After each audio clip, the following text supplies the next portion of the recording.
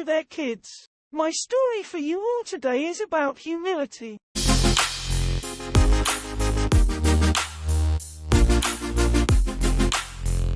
The title of our story today is The Boots of Hunain.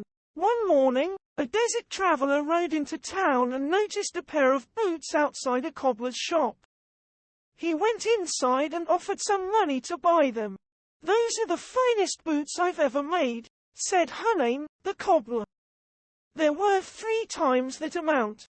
"That's far too much," scoffed the traveler. He tried to persuade Hunain to lower the price.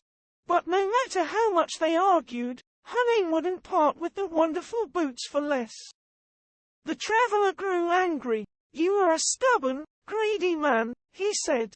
"My camel is worth that price." And he stormed out of the shop. Hunain felt insulted by the traveler's rude words.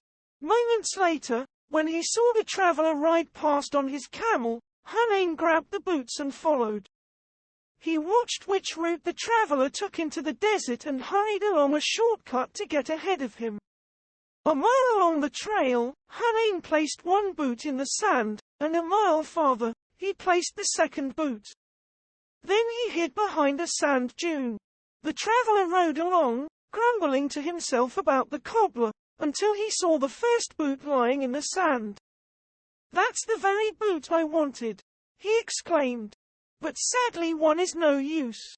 So he rode on. Soon, he found the second boot. "What luck!" he laughed. "I'll go back for the other one, then I'll have a pair for nothing." The traveler didn't want to tire out his camel, so he tied her up and hurried off on foot. As soon as he was out of sight, Hunain untied the camel.